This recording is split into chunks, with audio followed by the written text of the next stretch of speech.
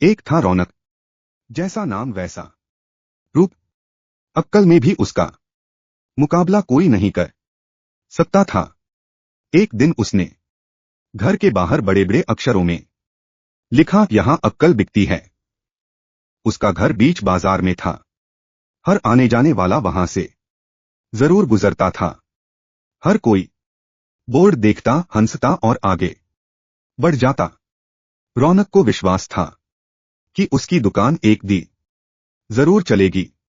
एक दिन एक अमीर महाजन का बेटा वहां से गुजरा। दुकान देखकर उससे रहा नहीं गया। उसने अंदर जाकर रौनक से पूछा, यहां कैसी अक्कल मिलती है और उसकी कीमत क्या है?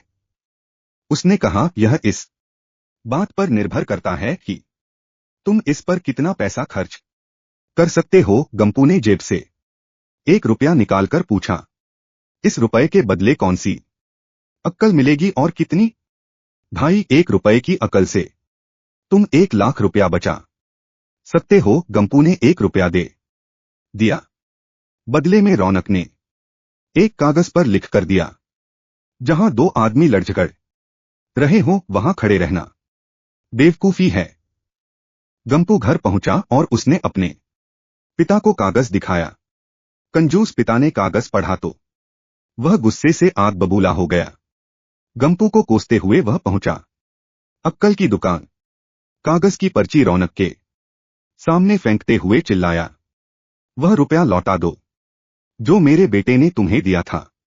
रौनक ने कहा, ठीक है, लौटा देता हूं, लेकिन शर्त यह है कि तुम्हारा बेटा मेरी सलाह पर कभी अमल नहीं करेगा।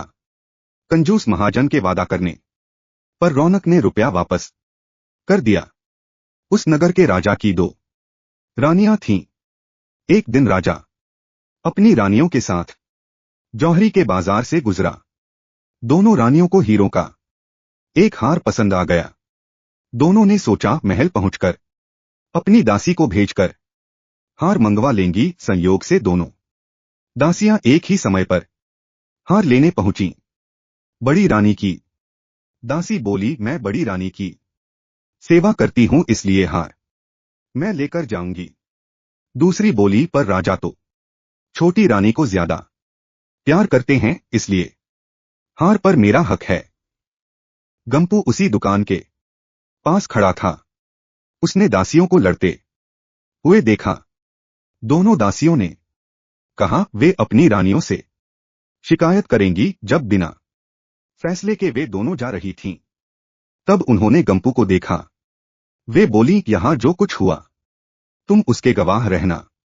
दासियों ने रानी से और रानियों ने राजा से शिकायत की।